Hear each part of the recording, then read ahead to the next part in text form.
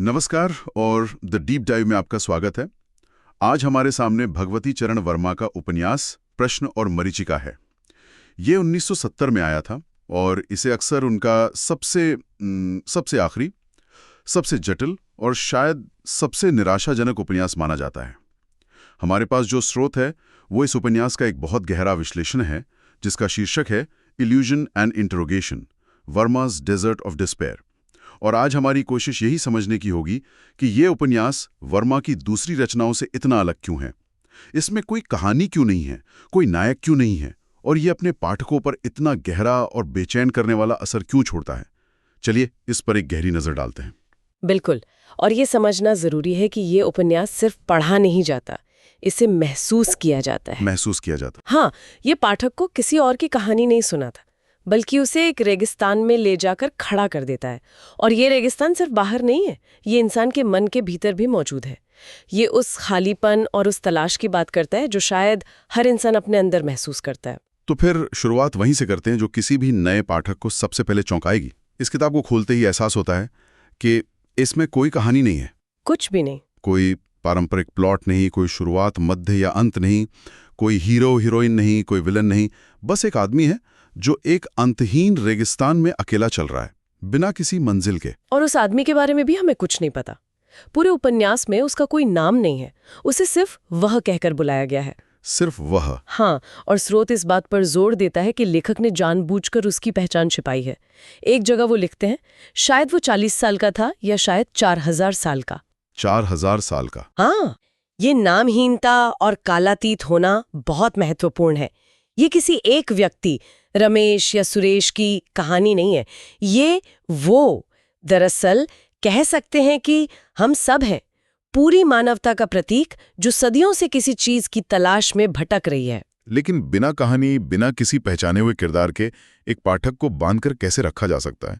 ये तो एक लेखक के लिए बहुत बड़ा जोखिम है। क्या इससे पाठक किताब को बीच में नहीं छोड़ देगा? ये एक बहुत अच्छा सवाल है, और मुझे लगता है कि वर्मा जी का मकसद पाठक को बांधना नहीं, बल्कि उसे झिंझोड़ना था। झिंझोड़ना? हाँ, पारंपरिक कहानी हमें एक सुरक्षित दूरी देती है। हम जानते हैं कि ये किसी और के साथ हो रहा है, लेकिन यहाँ कहानी हटाकर वर्मा जी पाठक को सीधे उस रेगिस्तान में धकेल देते हैं। वो रेगिस्तान सिर्फ रेत का मैदान नहीं रह जाता, वो हमारे अस्तित्व के खालीपन, हमारी आध्यात्मिक प्यास का प्रतीक बन जाता है। पाठक उस आदमी की बेचैनी को पढ़ता नहीं है, उसे महसूस करने लगता है। और ये एहसास शायद उपन्यास की शैली की वजह से और भी गहरा हो जाता है। इससे पढ़ना किसी डायरी या आत्मकथा जैसा नहीं लगता, ना ही ये कविता है। हमारे स्रोत इसे बहुत अच्छे से बयां करते हैं। टूटे फूटे विचारों, सवालों, चीखों और खामोशियों का एक संग्रह। ऐसा लगता है जैसे हम किसी के मन के अंदर के बिखराव को सीधे पढ़ रहे हैं, बिना किसी फिल्टर के। बिल्कुल, ये कोई साहित्यिक प्रयोग भर नहीं है। ये शैली सीधी सीधे उस नायक के बिखरे हुए मन को दर्शाती है। उसकी चेतना एक सीधी रेखा में नहीं चलती, टुकड़ों में। हाँ, वो टुकड़ों में सोचता है, याद करता है, सवाल करता है। ये पाठक के लिए एक असहज अनुभव हो सकता है, लेकिन ये जरूरी है। हाँ, और इस बिखराव के बीच एक ढांचा है जो सवालों से बना है। हर अध्याय का शीर्षक एक सवाल है। मुझे स्रोत में दिए कुछ उदाहरण याद आ रहे हैं, जैसे मैं कौन हूँ, प्रेम क्या है, मृत्यु कहाँ है। और शायद सबसे परेशान करने वाला सवाल, क्या मैं जी रहा हूँ या मर चुका हूँ? अंतहीन प्रश्न है। और यही इसकी खूबी है। ये जवाब देने का दावा नहीं करती, ये सिर्फ सवालों को उनकी पूरी भयावहता के साथ सामने रखती है। ये उस आधुनिक इंसान की त्रासदी है जिसके पास पुराने जवाब नहीं बचे हैं और नए मिल नहीं रहे हैं। वो बस सवालों के रेगिस्तान में भटक रहा है। तो ये जो बिखरी हुई शैली है, ये पाठक को सीधे किरदार की बेचैनी में खींच लेती है। और मुझे लगता है कि ये बेचैनी और भी बढ़ जाती है जब उपन्यास के दूसरे हिस्से मरीचिका की बात आती है ना। बिल्कुल। जब हम रेगिस्तान के बारे में सोचते हैं तो सबसे पहले पानी की मरीचिका ही दिमाग में आती है। क्या यहाँ भी वही मतलब है? शुरुआत वहीं से होती है, लेकिन वर्मा जी इस एक शब्द को लेकर उसे हमारे अस्तित्व के हर पहलू पर लागू कर देते हैं।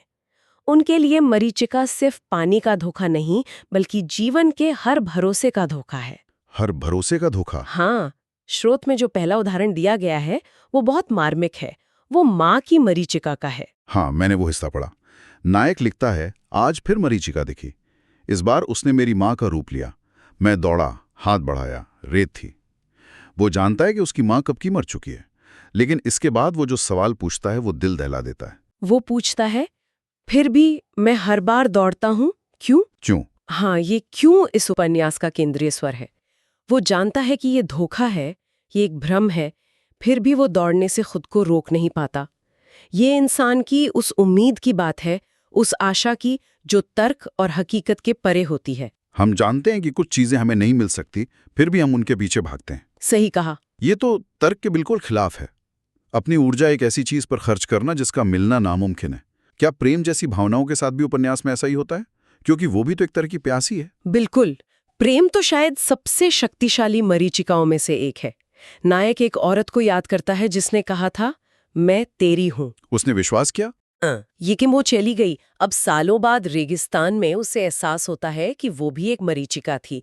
वो वादा, वो अपनापन, सब एक भ्रम था। फिर भी जैसा कि स्रोत बताते हैं, वो रात में अकेले में उसका नाम पुकारता है और फिर वही सवाल दोहराता है, क्यों? ये उस लगाव, उस याद की मरीचिका है जिससे इंसान कभी बाहर नहीं निकल पाता, भले ही वो जानता हो कि अब वहां कुछ नहीं है। तो यादें और रिश्ते भी मरीचिका हैं। फिर इंसान किस चीज का सहारा ले? क्या ये तलाश और बड़ी होती है? क्या ये विश्वास या ईश्वर तक जाती है? हाँ, और वहां जाके तलाश अपने सबसे निराश मोड़ पर पहुंचती है। ईश्वर शायद सबसे बड़ी मरीचिका है जिसका वादा किया जाता है। अच्छा। नायक लिखता है कि लोगों ने कहा ईश्वर है। जब उसने पूछा कहाँ, तो उन्होंने ऊपर इशारा किया। उसे सिर्फ नीला या काला आकाश दिखा। फिर उन्होंने भीतर इशारा किया।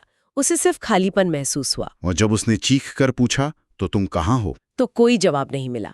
सिर्फ हवा के शोर ने उसका मजाक उड़ाया। तो मतलब माँ का प्यार, साथी का प्रेम, ईश्वर का विश्वास, जिन स्तंभों पर इंसान अपनी पूरी जिंदगी की इमारत खड़ी करता है, वर्मा जी एक एक करके सबको गिरा रहे हैं। ठीक है ही, वो कह रहे हैं कि ये सब सहारे हैं जिन्हें हम सच मानकर जीते हैं। लेकिन जब आप जिंदगी के असली रेगिस्तान में अकेले खड़े होते हैं, तो आपको एहसास होता है कि ये सब शायद खूबसूरत धोखे थे। और नायक उस बिंदु पर पहुंच चुका है। हाँ, जहां उसे हर चीज एक भ्रम नजर आ रही है और उसका बार बार क्यों पूछना ही इस उपन्यास का केंद्रीय दर्द है। वो जवाब नहीं ढूंढ रहा, वो बस उस दौड़ने की वजह को समझना चाहता है, उस बेबसी को जिससे वो भाग रहा है। और जब लगता है कि चीजें इससे ज्यादा निराशाजनक नहीं हो सकती, जब सारे बाहरी सहारे टूट जाते हैं, तब इंसान क्या करता है? क्या वो दौड़ना छोड़ देता है? एक पल के लिए वो यही फैसला करता है। ये उपन्यास का शायद सबसे अहम मोड़ है। वो थक जाता है, पूरी तरह से हार जाता है, रुक जाता है। हाँ। स्रोत से पता चलता है कि वो लिखता है, आज मैंने फैसला किया, अब नहीं दौड़ूंगा। मरीचिका चाहे जितनी सुंदर दिखे, मैं रुक जाऊंगा। वो रेत पर बैठ जाता है। धूप में प्यास से उसका गला जल रहा है, लेकिन वो निश्चय कर लेता है कि अब और धोखे में नहीं पड़ेगा। और मुझे लगता है यहीं पर उपन्यास का सबसे क्रूर और भयानक मोड़ आता है ना? बिल्कुल।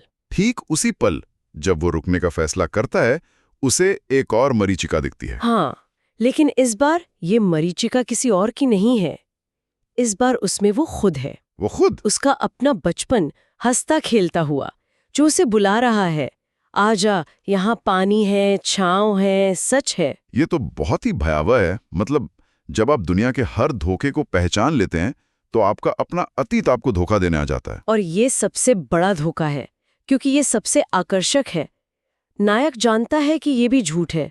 वो जानता है कि हाथ में रेत ही लगेगी, लेकिन अपनी ही खोई हुई मासूमियत का बुलावा, उस दौर में लौटने की चाहत, जब सब कुछ सच्चा लगता था, इतनी शक्तिशाली है कि वो खुद को रोक नहीं पाता। वो उठता है और फिर से दौड़ने लगता है। स्रोत में जो पंक्तियां हैं, वो मानव अस्तित्व की पूरी त्रासदी को कुछ शब्दों में बयां कर देती हैं। क्योंकि रुकना मृत्यु है और दौड़ना भी मृत्यु है, फिर भी दौड़ रहा हूं। क्योंकि आदमी होना यही है, मरीचिका के पीछे दौड़ते रहना, जानते हुए भी कि वो कभी नहीं मिलेगी। ये लाइन तो सच में अंदर तक हिला देती है। ऐसा लगता है जैसे अपनी ही कहानी पढ़ रहे हों। और यही इस उपन्यास का सार है।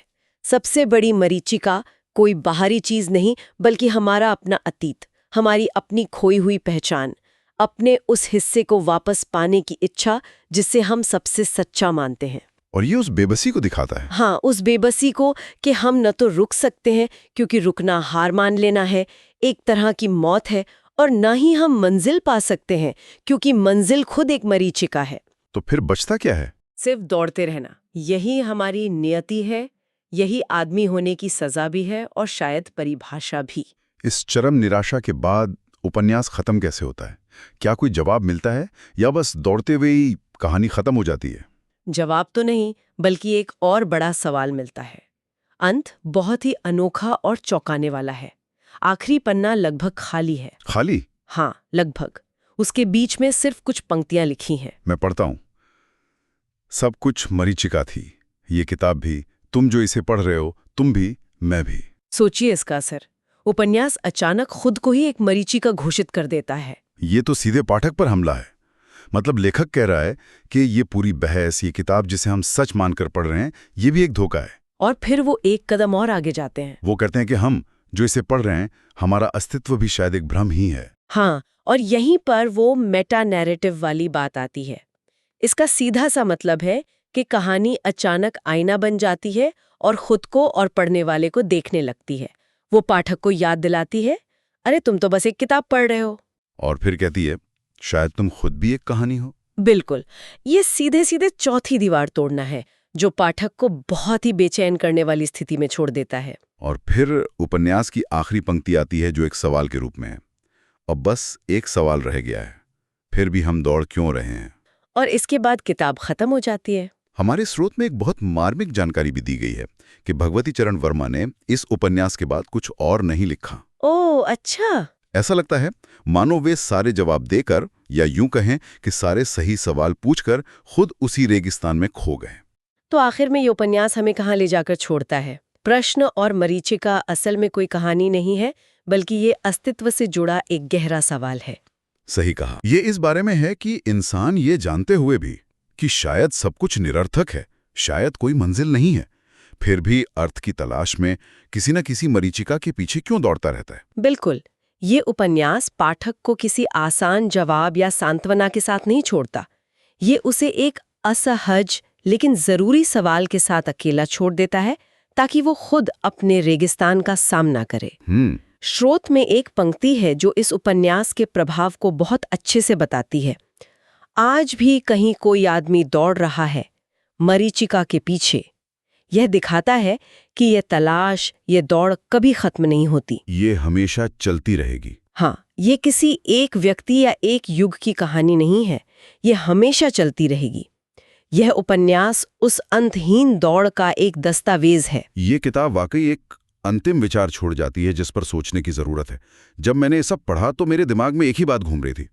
कहानी का अंत ये नहीं पूछता कि कोई दौड़ रहा है या नहीं, क्योंकि ये तो तय है कि हर कोई दौड़ रहा है। हाँ, किसी न किसी चीज के पीछे। कोई करियर के पीछे, कोई प्रेम के पीछे, कोई ज्ञान के पीछे, कोई अपनी पुरानी यादों के पीछे। असली सवाल जो ये उपन्यास हमारे लिए छोड़ जाता है वो ये है कि हम में से कौन किस मरीचिका के पीछे दौड़ रहा है।